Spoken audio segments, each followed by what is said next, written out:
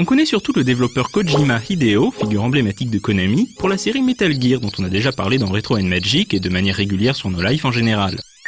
Mais il a également un goût certain pour le jeu d'aventure à tendance cinématographique. C'est ainsi qu'en 1988, juste après la sortie du tout premier Metal Gear, Kojima écrit et dirige une aventure devenue culte, Snatcher.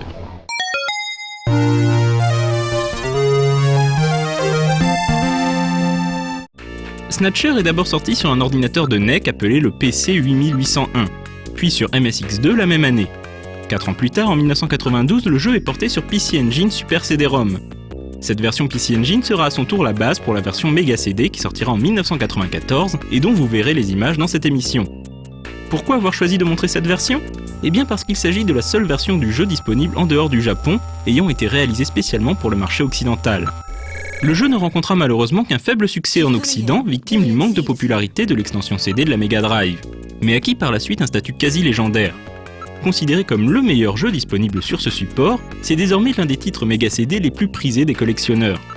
A noter que la traduction en anglais du jeu sera supervisée par Jeremy Blostein, futur traducteur de Metal Gear Solid, et le jeu bénéficiera d'un doublage en anglais intégral et plutôt de bonne facture.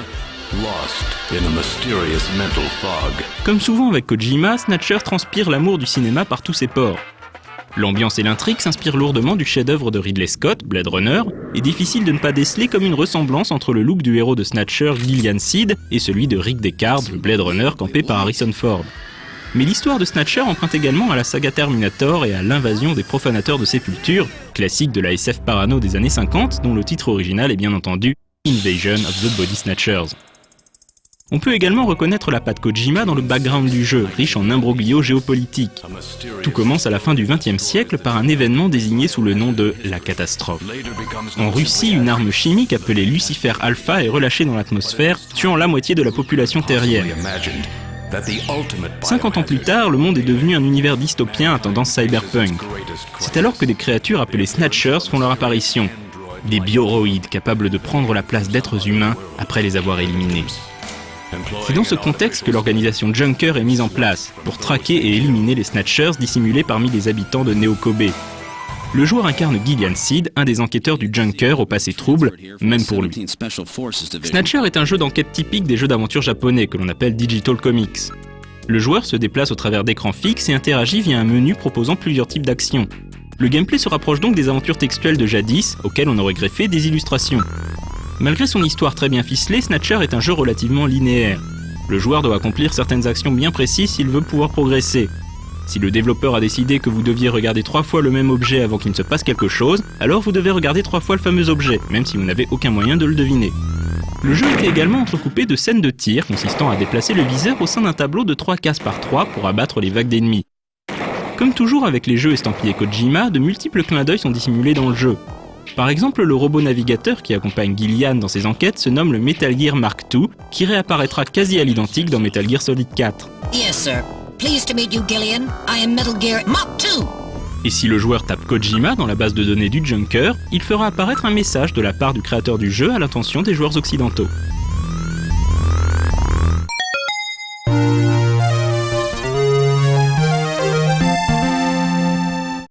Deux ans après la sortie du Snatcher original sur ordinateur, Kojima produit un spin-off étonnant à son jeu, Super Deformed Snatcher. Comme son nom l'indique, il s'agit d'une relecture de Snatcher avec des personnages en SD. L'intrigue est globalement la même, mais un peu simplifiée avec davantage d'humour. Et surtout, le jeu est devenu un RPG avec tout ce que ça implique en termes de gameplay. L'une des particularités de SD Snatcher était de proposer un système de combat permettant de viser des parties très précises des ennemis, ce qui était d'ailleurs nécessaire pour espérer survivre. Contrairement à son aîné, SD Snatcher n'a pas eu droit à une sortie en dehors du Japon.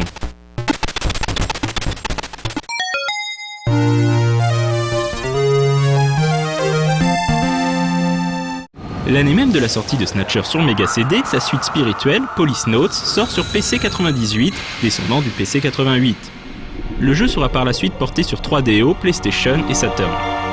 Police Notes reprend les grandes lignes du principe de Snatcher, mais pousse encore plus loin la dimension cinématographique. On a là affaire à un véritable dessin animé interactif. Évidemment, autant dire que le gameplay est encore une fois assez limité. Si l'intrigue n'a pas de rapport direct avec Snatcher, Police Notes hérite de ce dernier l'alternance de phases d'enquête et de phases de tir. Si Snatcher proposait une intrigue d'inspiration cyberpunk, Police Notes mélange science-fiction et polar. En 2013, l'humanité a établi sa première colonie spatiale habitée, baptisée Beyond Coast. Qui dit population dit crime, et qui dit crime dit force de l'ordre. C'est ainsi que naissent les Policenautes, 50% cosmonautes, 50% flics. Le héros de l'histoire est Jonathan Ingram, qui fut l'un des 5 premiers Policenautes. Suite à une malveillance, Jonathan se retrouva à dériver dans l'espace, sauvé par les systèmes de survie de sa combinaison spatiale qui le placent en sommeil cryogénique.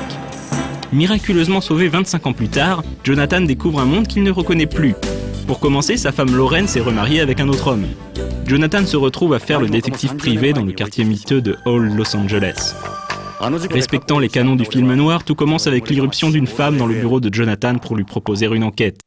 Il s'agit de Lauren elle-même, qui a vieilli de 25 ans alors que Jonathan n'a pas pris une ride. Elle lui demande d'enquêter sur la disparition mystérieuse de son nouveau mari, Ojo Kenzo. Lorsque Lauren est assassinée devant ses yeux par un mystérieux homme en noir, Jonathan oublie son manque d'enthousiasme et décide de retourner sur Beyond Coast pour tirer cette affaire au clair. Une fois de plus, références filmiques et clins d'œil ludiques sont légion dans Policenautes. Ainsi, le héros ressemble quelque peu à Mel Gibson, époque L'Arme Fatale, et son ancien meilleur ami est un flic noir au faux air de Danny Glover. Le personnage de Meryl Silverberg fait également sa première apparition dans Policenautes. Kojima n'hésitera pas à recycler la demoiselle dans Metal Gear Solid 4 ans plus tard. A noter que déjà dans Policenautes, Meryl est issue d'une unité nommée Foxhound.